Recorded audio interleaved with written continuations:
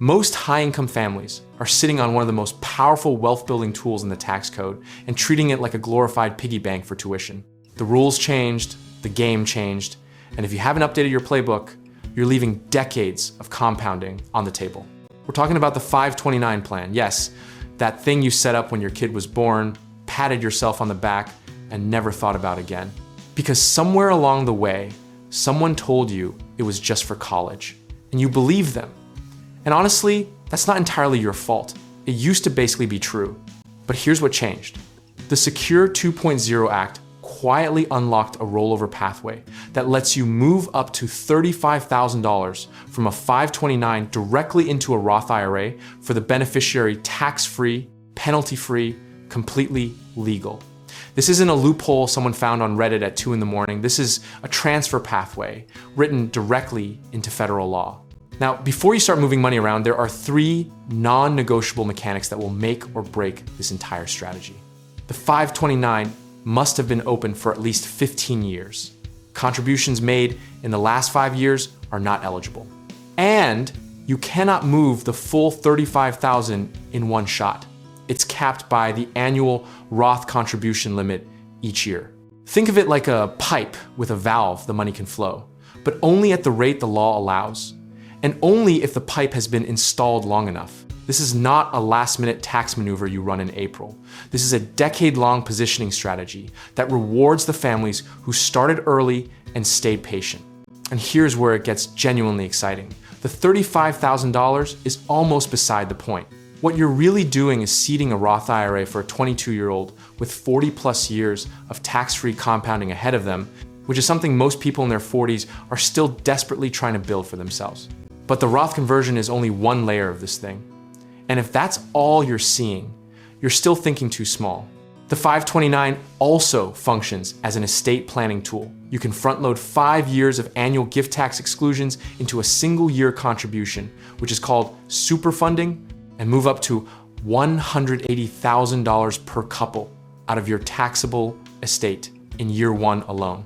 Then there's the expanded K through 12 use, which lets families redirect 529 funds toward private school tuition, starting as early as kindergarten. So if you're paying for elite early education out of pocket right now, you may be doing it the hard way.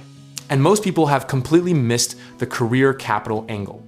529 funds can now be used for credentialing programs, professional licensing, and board exams, so that MBA, CPA exam, or real estate license your kid pursues post-graduation could be covered with tax advantage dollars.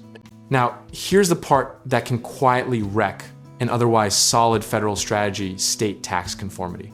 Not every state has adopted the federal rules around the Roth rollover or the expanded uses, which means a move that's perfectly clean at the federal level could trigger a state tax clawback on deductions you already took. You have to check your specific state before you execute any of this, because sloppy execution turns a powerful strategy into an expensive mess. Historically, the families who build real multi-generational wealth aren't the ones who found the best investment, they're the ones who built the best structure around their investments. The 529, when opened early and managed intentionally, is that structure. It's a tax advantage container that compounds quietly for decades, while everyone else is arguing about which brokerage account to use. The common misconception here is that the 529 is risky or inflexible. People worry about what happens if their kid doesn't go to college, or changes direction, or the money gets trapped. But the plan is transferable to other family members, it now feeds into retirement accounts, it covers a wider range of educational paths than most people realize, and unused funds can sit and compound across generations if structured correctly. The practical lesson from every client, every case study, every financial planning conversation worth having is this: the vehicle matters less than how early you start and how consistently you contribute. 15 years goes faster than you think.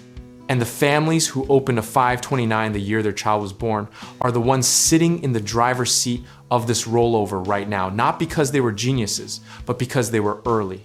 Discipline, structure, and time are the actual strategy here, not a hot tip, not a market call, not a tax trick you found in a newsletter. And if you already have a 529 open, the best next move isn't to be aggressive, it's to audit what you have, check your state's conformity rules, and make sure your execution matches the federal mechanics to the letter. At the end of the day, the families who win with tools like this are the ones who stop reacting and start building intentionally, because the tax code rewards preparation, not improvisation. If you're ready to start structuring your wealth the right way, check out our links in the description below, where we can help you get started, whether in real estate investing, home contracting work, or finding the right lenders.